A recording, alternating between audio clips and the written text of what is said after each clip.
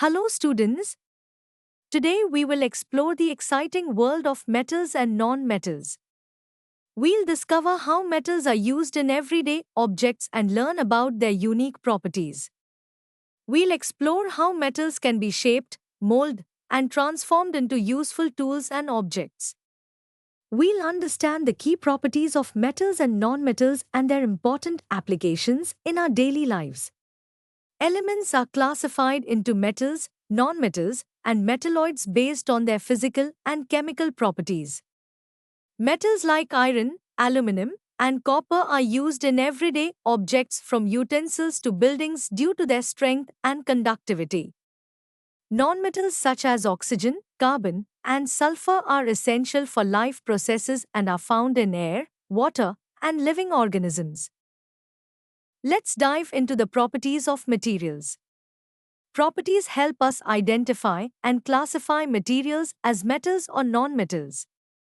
We examine appearance, hardness, and ability to conduct heat and electricity.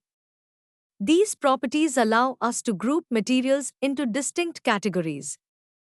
Did you know that metals can be beaten into thin sheets? This ability of metals to be beaten into thin sheets without breaking is termed as malleability. Metals such as copper, aluminium, and iron can be flattened into sheets. Non-metals like coal and sulfur are brittle and break when hammered. Metals can also be drawn into thin wires. This ability is known as ductility. Most metals like copper and aluminium can be drawn into thin wires. 1 gram of gold can be drawn into a 2-kilometer long wire. Metal wires are used in musical instruments and steel ropes for bridges. You must have observed that metals produce a ringing sound when struck.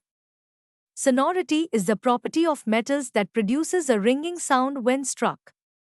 Metal spoons and coins produce clear ringing sounds when struck. School bells and dance ghungroos use this property to create sound. Coal and wood produce dull sounds when dropped, not sonorous. Metals allow heat to flow through them. This property is called conduction. It is defined as the heat transfer through a material from one point to another. Metals conduct heat quickly, making them ideal for cooking vessels. Wood is a poor conductor, staying cooler than metal in hot conditions. Metals allow electric current to flow through them. This property is called conduction of electricity. Metals like aluminium and copper conduct electricity well. Nonmetals like rubber and plastic are poor conductors, used as insulators in electrical safety equipment. Now, let's explore the effects of environmental factors on metals. You must have observed that iron objects exposed to open air develop brown deposits over time. These deposits are called rust. Rust forms only when iron contacts both air and water simultaneously. Rusting damages iron structures, leading to significant repair costs in India. Prevent rusting by painting, oiling, greasing, or galvanizing, that is, zinc coating. It can be concluded that rusting requires both oxygen and moisture, making humid conditions the primary cause. Corrosion is the gradual deterioration of metal surfaces due to environmental factors. Copper develops a distinctive green coating when exposed to air. The iron pillar, made 1600 years ago, remarkably resists rusting despite exposure. Magnesium burns in oxygen with a dazzling white flame, forming magnesium oxide powder. Sodium is stored in kerosene to prevent vigorous reactions with air and water. Let's discuss the importance of metals. Metals and alloys are crucial for utensils, tools, and modern technologies. In India, recycling metals like iron and aluminium helps minimize waste and supports sustainability. Titanium is used in aerospace. Zirconium is vital for atomic energy. Now, we'll discuss nonmetals. Nonmetals are elements with properties different from metals. They cannot be broken down into simpler substances. Examples include sulfur, phosphorus, carbon, oxygen, and nitrogen.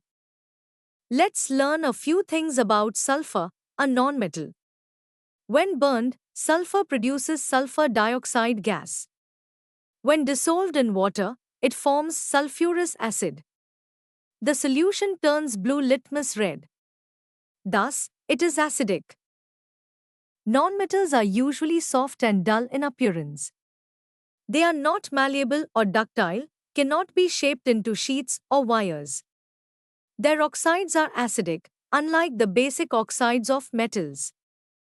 Let's discuss the importance of nonmetals. Oxygen is essential for breathing, without which life cannot survive. Carbon is the building block of all life forms, found in proteins, fats, and carbohydrates, necessary for growth and energy. Nitrogen is used in fertilizers to help plants grow and in manufacturing chemicals, an essential nutrient for plants. Chlorine is a nonmetal used in water purification to make water safe for drinking. Iodine is applied as an antiseptic on wounds to prevent infections. To summarize, we learnt that metals are shiny, hard, malleable, ductile, sonorous, good conductors of heat and electricity, while nonmetals are dull, soft, brittle, poor conductors with acidic oxides. However, both are essential, from tools and technology to sustaining life and supporting sustainability. We hope that you have understood the topic. You can now study chapter notes, watch video lectures and solve MCQ tests of this chapter on EduRev to ensure you score well in your school exams. And that's not all. You also get amazing courses for maths, science, English, Hindi, and much more for class 4. Thank you.